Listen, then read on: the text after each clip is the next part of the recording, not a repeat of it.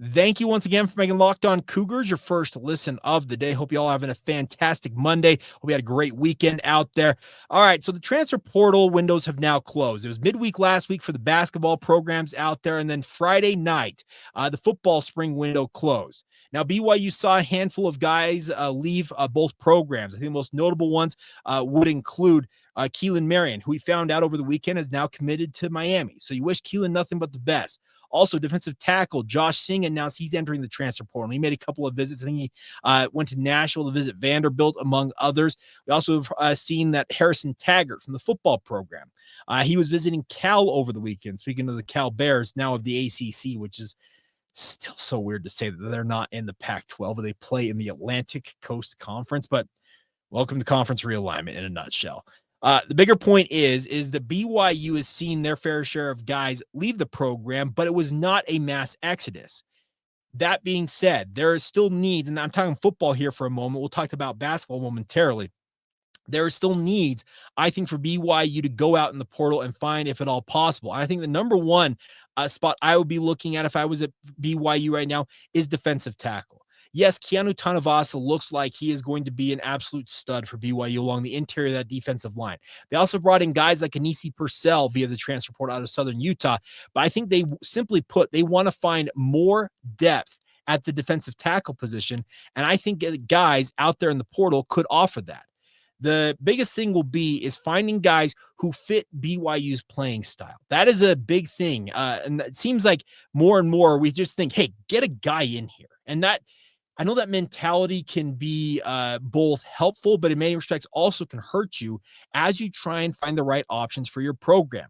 I trust that Jay Hill and Sione Puha, who's BYU's defensive tackles coach, along with guys like Gary Anderson, they're going to be meticulous in looking at all their options and finding the right guy or guys to bring in. I think they could bring in one or two defensive tackles, and they very well may not be household names at the outset, but by the end of the season, they could become just that. That is the opportunity that exists there.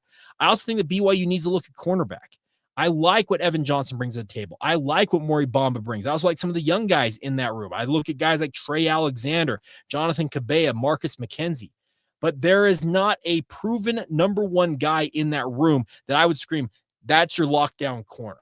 Can they find that guy on the open market right now? TBD. But I think at minimum, you need to go out and find a cornerback that can come in and at least provide competitive depth for BYU.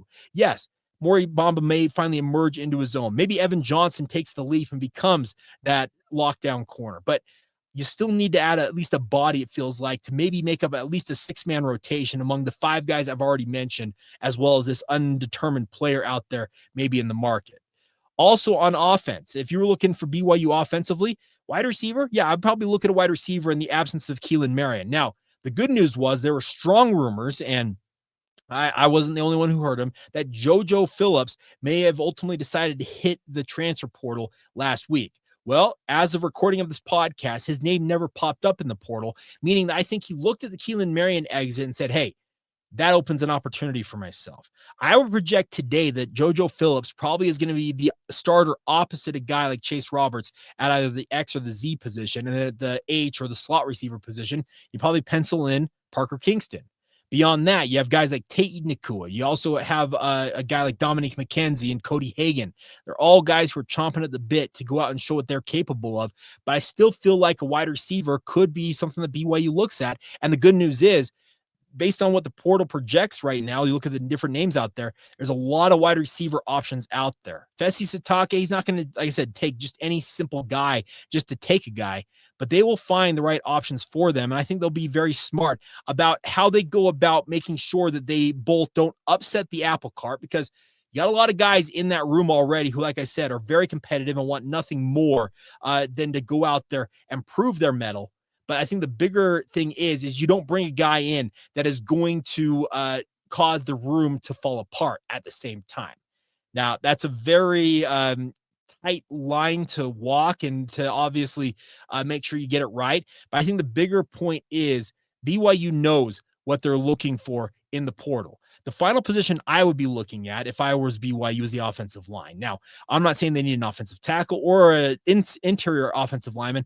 I'm just looking for more depth. And I know that TJ Woods, he is a very, very good coach, and he's got a lot of guys on his roster already at that offensive line spot. But those are the best 5 guys that you need out there at any given time. And let's be honest, you have to find the right combination of those guys. And maybe there's a guy out there in the portal that TJ looks at and says, hey, that guy would fit exactly what I'm looking for, whether it's at a tackle position along the interior or simply just the best guy that is versatile all along that offensive front, and they can come in and make an imprint. It's a dog world out there. And the transfer portal obviously are guys who some have labeled them as mercenaries and guys who are just out for money. Not all of them are doing that. I think we get a misnomer that when we hit the portal, oh, that guy's just looking for money. A lot of guys out there are told, hey, you need to hit the transfer portal. There are other guys, yes, they're looking for money, but there are a lot of guys out there as well who are just simply looking for a home and a chance to play. And the tough part is kind of weeding out which is which, because sometimes you don't necessarily know the full circumstances behind certain guys' exits. But I do think BYU football has done a really good job making sure that guys are coming to BYU for the right reasons. Yes, NIL is a big part of it. And yes, BYU has got money to pay. That is absolutely true. But at the same time, Kalani Sitake has endeavored to make this program more about finding the right combination of personality, but also guys who are going to come in and fit in with the collective whole. We're going to talk in a moment about 8 former Cougars who got professional opportunities, not a one of an NFL draft pick. That's pretty remarkable for a team that went 11-2, and we'll dig into that momentarily. But that is the thing about this. The sum total of the parts for BYU football are more important in many respects than the individual, and that's been proven on the field already. Now, quickly on basketball, I didn't mean to spend this entire part of the podcast on football, but in the basketball front, yes, you need a backup point guard, whether that's Dominic Harris, because I still hear that he is very much in the mix with BYU, or you go out there and find another guard. You need to find a secondary ball handler for BYU.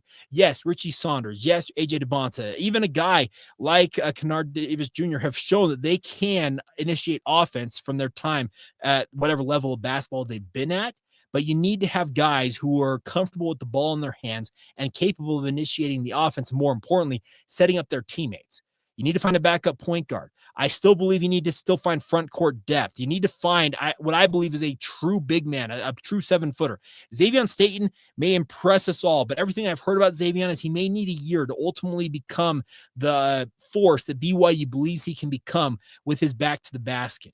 So you may find yourself on either the European or international market looking for a big man, or you may be looking in the transfer portal just to find a guy out there who's capable of defending the rim. They may not be the most fluid offensive option, but if you can find a guy out there who's capable of defending the rim, that's good enough for that second unit for BYU in many respects. Any scoring they provide beyond that is great, but a rim protector outside of a backup point guard, those are my 2 biggest things that I think BYU needs to find in the transfer portal for basketball. And then beyond that, if I'm Kevin Young, it's at that point, I think you're going best players available, whether they're wing, guard, or big men. Just find the best guys beyond that. But those are the 2 critical things that I'm looking at right now. And I'm an armchair analyst. I'm very clear about that, but I do think that BYU's on a good track, both football and basketball. Essentially, everything I've talked about here are guys who would come in and add versus being a major need. There's not a major hole in either one of these lineups in many respects. It's just finding guys who can come in and provide competitive depth that will make BYU better, both football and basketball wise. And it's a good spot to be in if you're a BYU Cougar fan, administrator, coach, or even a player in these programs, understanding that we've got a strong thing here. How much stronger can we make it along the way? All right, we'll finish up today's show. Coming up next, we're going to talk a little bit about the NFL draft outcomes. Yes, 8 former Cougars got professional opportunities. That's great. But does BYU really need to have more guys who hear their names called in the NFL draft? Is that something that is lacking for Kalani Sitake? We'll delve into that next.